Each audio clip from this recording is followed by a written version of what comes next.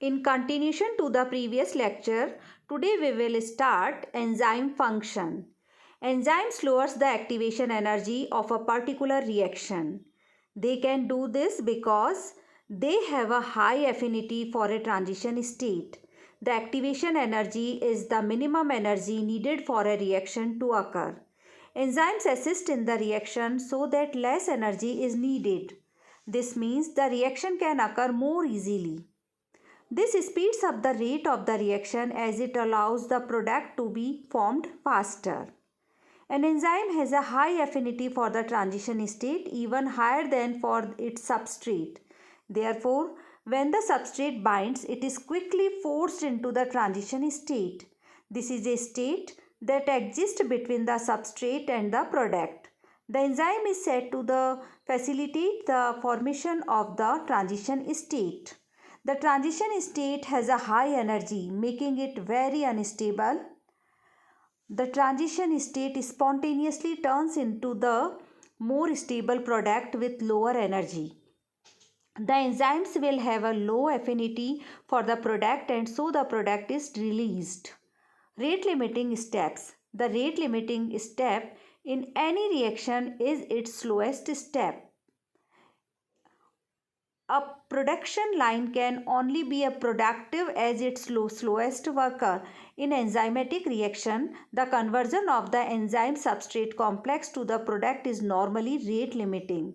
The rate of this step is directly proportional to the concentration of ES. ES means enzyme substrate complex. The concentration of ES changes as the reaction progresses. Therefore, the rate of product formation also changes over time. When the reaction reaches equilibrium, means steady state, the concentration of ES and therefore the rate remains relatively constant.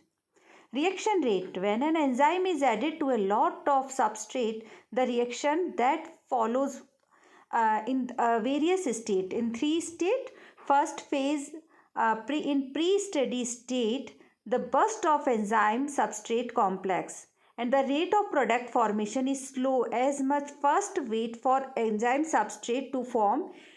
Second is steady state. This is an equilibrium state. In this state, concentration of ES remains constant. It is formed as quickly as it breaks down. And the rate of product formation in steady state is constant rate of formation faster than pre-steady state. In post-steady state phase, the concentration of ES or enzyme substrate complex depletes so fewer ES complex can form and the rate of product formation is slow as there are fewer ES complexes. Slow down as substrate runs out. The pre-steady state phase is very short as equilibrium is reached within microseconds. If you measure the rate in the first few seconds of a reaction, you are actually meaning the steady state. This is the rate used in Michaelis-Menten kinetics.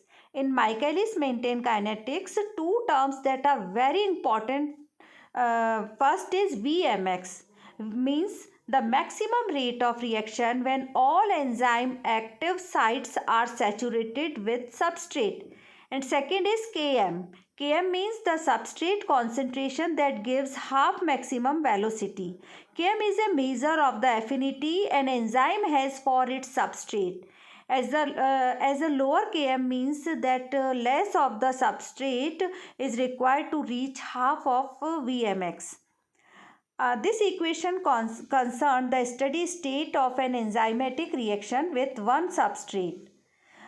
The equation describes how the initial rate of reaction is affected by the initial substrate concentration.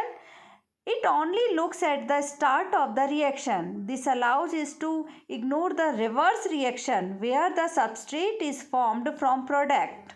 This is because at the start of the reaction, there is no product present to become substrate.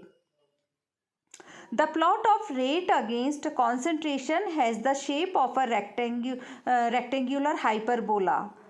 However, a more useful representation of Michaelis maintained kinetics is a graph called Lineweaver-Burke plot. This allowed an easier interpretation of various quantities from the graph, such as the presence of an inhibitor. This is first image indicate an enzyme displaying Michaelis maintained kinetics, and second is the image of Lineweaver-Burke plot.